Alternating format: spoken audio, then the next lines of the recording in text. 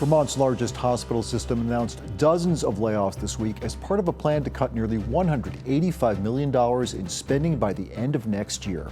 This isn't a reflection of their work, but of the changes happening in healthcare that are demanding us to take this kind of action. What we're seeing today is a microcosm of what's happening throughout the country, and particularly in rural healthcare.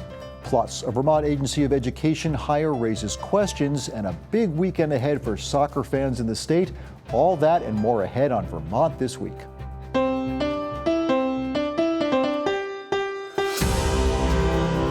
From the Vermont Public Studio in Winooski, this is Vermont This Week. Made possible in part by the Lintelak Foundation and Milne Travel. Here's moderator Mitch Wertlieb. Thank you for joining us. I'm Mitch Wertlieb. It's Friday, August 1st. And with us on the panel today, we have Mark Johnson from WCAX, Lexi Krupp from Vermont Public, and Leah Milder-Connors from Vermont Public as well. Thank you all so much for being here. We're going to start with a story that we kind of saw coming, Lexi Krupp. I guess we knew this was going to happen. It's not great news. UVM Health Network, the largest health network in the state, has announced layoffs and also some millions of dollars in cuts to help save money. Let's talk about the layoffs first, about how many are we talking about here at the network and what kind of positions are being laid off? Yeah, it's 77 positions that are filled right now and a couple dozen others that are unfilled. This is across finance, IT, HR, a couple leadership positions as well. And this is because the hospital is in this position of needing to save money, but also trying not to cut patient services. So they're like, all right, what can we do here? And they've identified these positions that will save about $5 million a year, they've said. And then it's part of this bigger plan to save $185 million by the end of next year. So they have a bunch of different initiatives sort of that these layoffs are just one piece of. Does it look like this is the end of it, though, when it comes to the layoffs, or can we be expecting that there may be even more? Yeah, Dr. Sunny Eapen, who's the CEO of UVM Health Network, could not say whether there would be more layoffs or not. But he did go through sort of their plan to save all this money. So that included cutting the capital budget. So that's money that they're spending on new buildings or maintenance by $70 million next year. So he mentioned not pausing a couple projects that had been planned, including a new emergency department at Porter Medical Center in Middlebury, and then also pausing expansion of the parking garage at UVM Medical Center in Burlington. And there's some other stuff. They also, last month, the board of UVM Health Network said they're not going to give any bonuses this year to any executives. So that's expected to save between $7 and $10 million. They also have these plans for increasing clinical efficiency, so a bunch of different things to try to save money by standardizing the medications they use, the devices they use, trying to shorten stays in the emergency department in the hospital. And the hospital has said all of these efforts will save around $60 million, they're estimating, which is a lot. So we'll see if these savings are realized, but that's part of being able to meet their budget next year. And the hospitals submit their budgets to state regulators.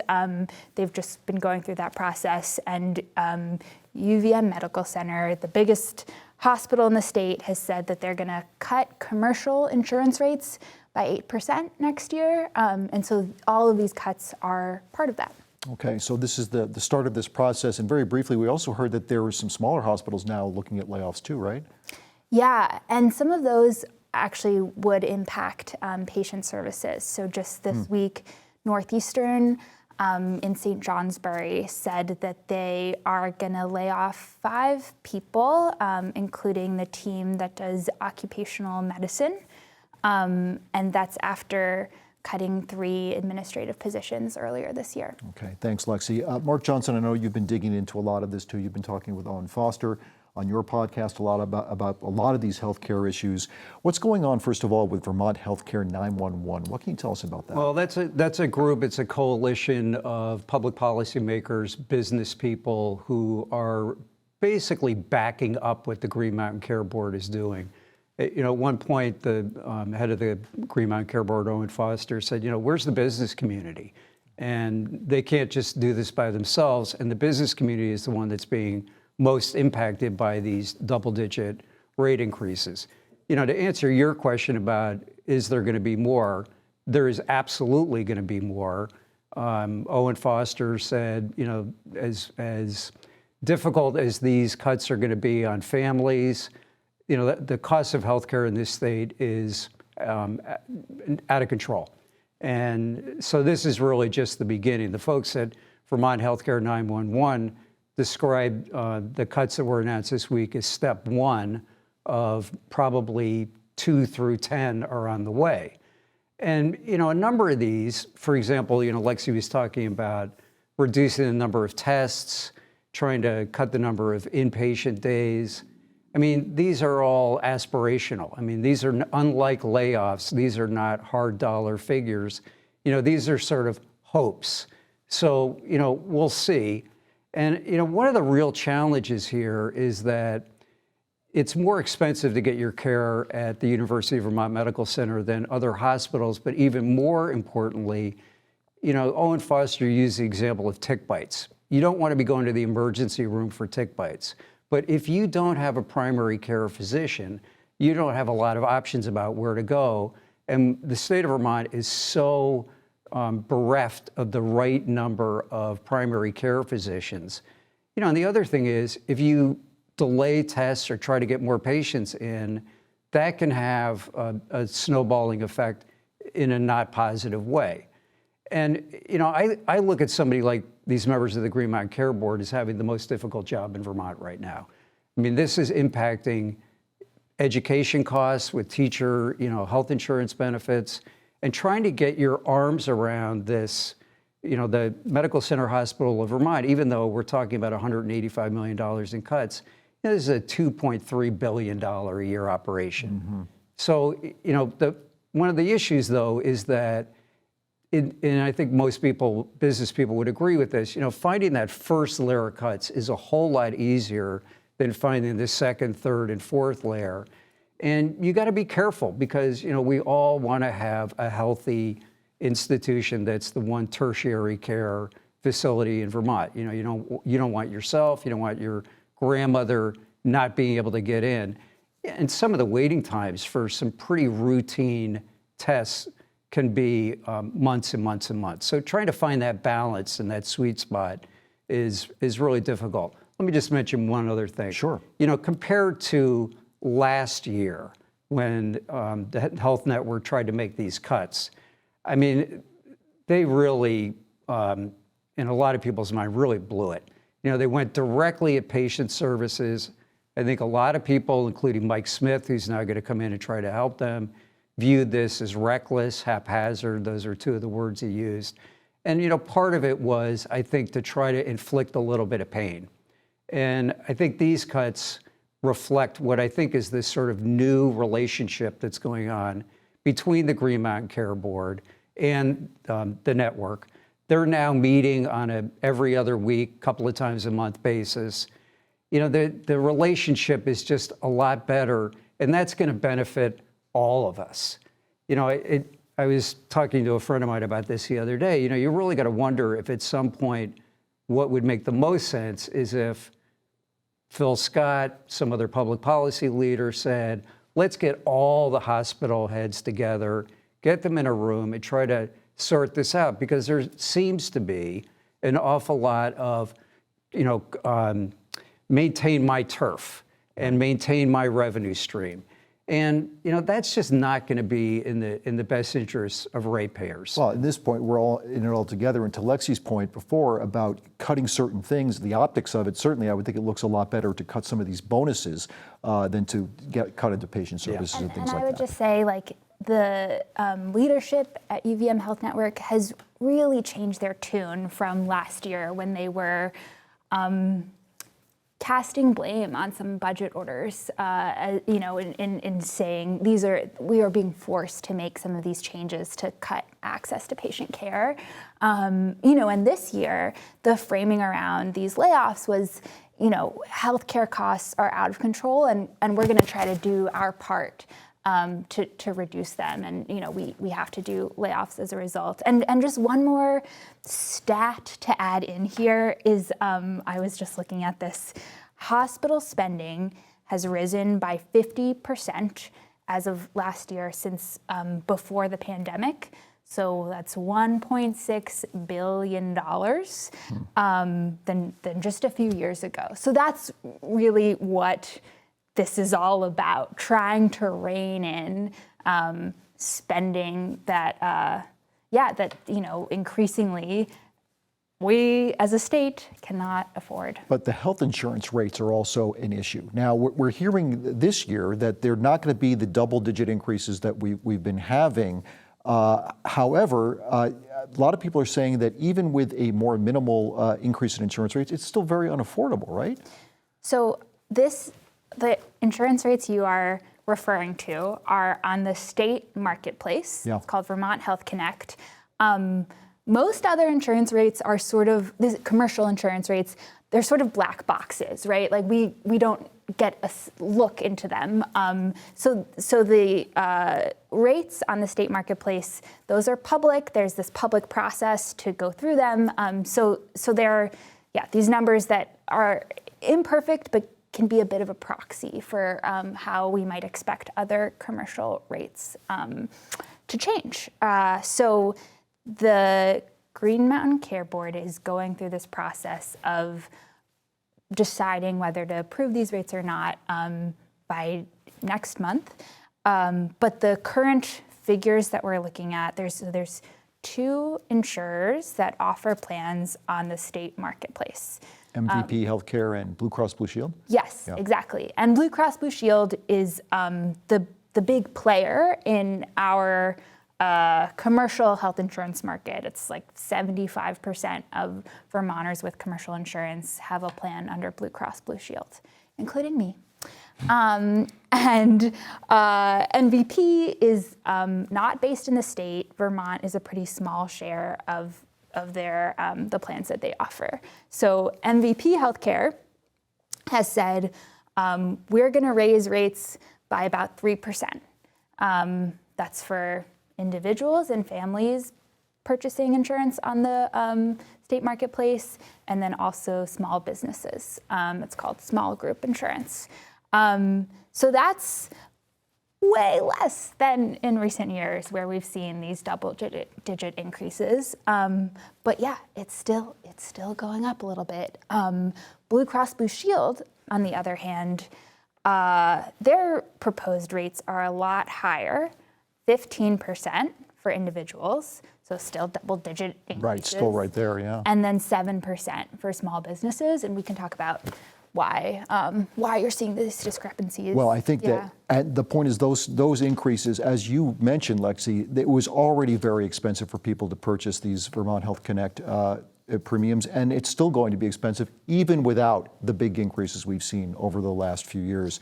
And I do want to move on to another story now that Liam Elder Connors has covered. Can I just mention one other thing? Yeah, please. One of the other wild card factors here is the bill that's coming out of Washington, D.C. If there's a cut to 45,000 people on Medicaid, right. The pressure on these rural hospitals, which this report came out last year and said 4 or 5 of them are going to go out of business. A lot of these hospitals depend on Medicaid patients. And if those people just sort of get dumped, that's just going to increase the emergency department usage and will put a lot more pressure. Owen Foster said that report that came out might actually be generous in terms of the financial peril that these that's pretty frightening. And one last thing is that on the state marketplace, so many people have relied on federal subsidies. They're called enhanced tax credits that are expiring this year, the end of the year, which had capped how much of your income you can pay on these plans. So that is actually a huge change that is happening. If you make over, say, $62,000 a year, you used to be capped at about 8.5% of your income. Now those caps, the subsidy is going away. You're going to have to pay the sticker price for these plans. So some people who've been paying $10 a month are now going to see premiums of $800 a month. I mean, that's incredible. Yeah. The X factor here about what's happening at the federal level is just adding so much more stress and worry to this whole thing. But thank you both for updating us on that, what we can expect to maybe see in the coming months. Liam, I do want to get to this story that you reported about a Vermont Agency of Education hire. It's a really disturbing story.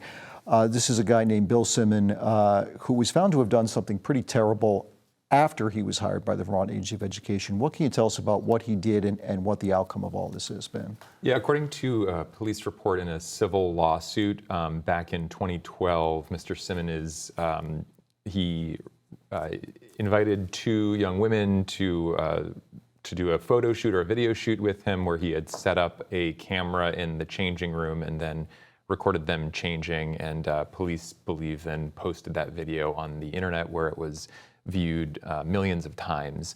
Now, the women who were filmed didn't find out about the filming until many years after it had happened. They learned about it in 2018 when a friend of a friend sent them a note saying that this video of them had showed up online. At that point, the police, when they did their investigation, had found evidence that this happened, but couldn't file criminal charges because the incident was so long ago, it was past the 3-year statute of limitations for the voyeurism charge that they had evidence for. So the civil case, it's a little bit of a different scenario, but the two women were able to file a civil case, and a jury found that Mr. Simmon had invaded their privacy and ordered him to pay millions of dollars to the two young women. I mean, what's so tough here is that the statute of limitations, as you said, 3 years, so he can't be criminally charged at this point. But there's no statute of limitations on the internet. This is going to live in perpetuity. Right. I mean, that's something that the police officers who investigated this and some law enforcement officials have said, is in the age of the internet, like maybe something to look at is whether or not there should be longer statutes of limitations in this cases. Defense attorneys point out generally that making new laws based on unique cases can often lead to sort of bad results, or we don't know the unintended consequences. And there's a lot of good reasons to have a statute of limitations that means evidence is collected closer to when the alleged crime actually happened. But certainly this case has raised concerns among law enforcement about whether or not we need to reconsider some of these things. And to Did be he do clear, this go ahead, Mark. before he was hired by the Agency of Education? Years before. He was hired by Okay. the agency. Yeah, that's a Yeah. good point. He was hired in December of 2024. Okay. And obviously the question is, why didn't anybody know about any of this behavior since the civil lawsuit was public?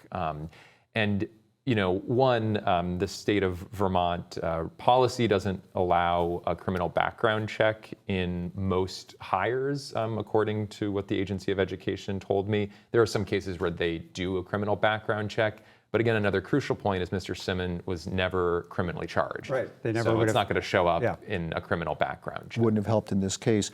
What about the penalties against him? As you said, a civil suit here. He's been ordered to pay millions. I'm wondering if he has that kind of money, and if not, I mean, how is the restitution going to come to these women?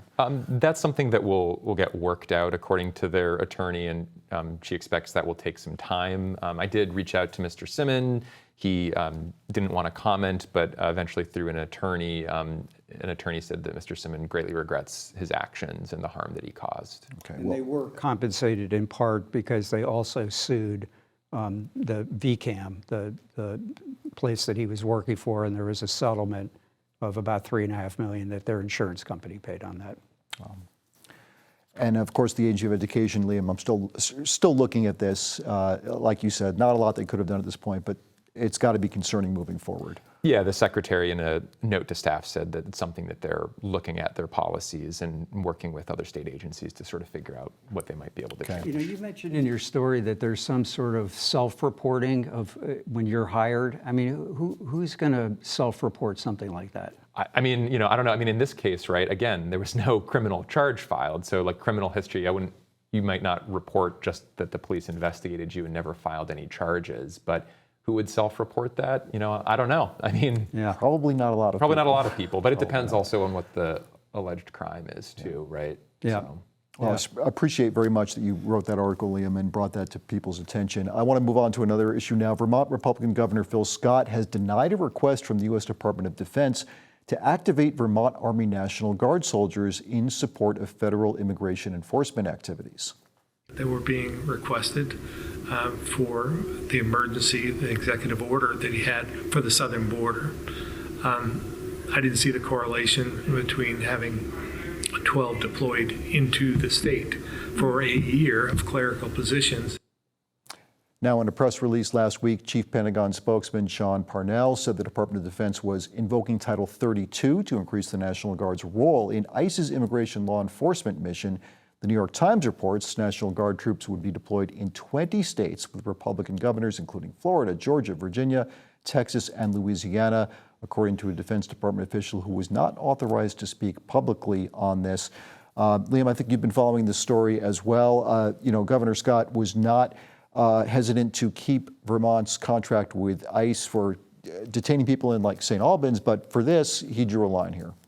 Yeah, and I think it's interesting when you look at the statements that the governor's made and also his chief of staff to one of our colleagues, that he's sort of not closing the door completely. He's walking a bit of a line saying, like, I didn't really see the need in this case, but if the request could be more clearly articulated for counterterrorism or drug enforcement, or if there was something more specific, that might be something that he would consider. So I think it's interesting just looking at the rhetoric, not coming out and saying no completely, but kind of a qualified no and an explanation as well, which is an interesting approach, I think. It was an interesting You say distinction. no at your own peril to the Trump administration. So I think, he's going to be careful how he words this. I mean, this is just a loser for him. I mean, for him to have agreed to do this, the trade-off is you might raise the ire of the Trump administration, but imagine the response of Vermonters if the state of Vermont gets involved in this, considering all these cases we've had.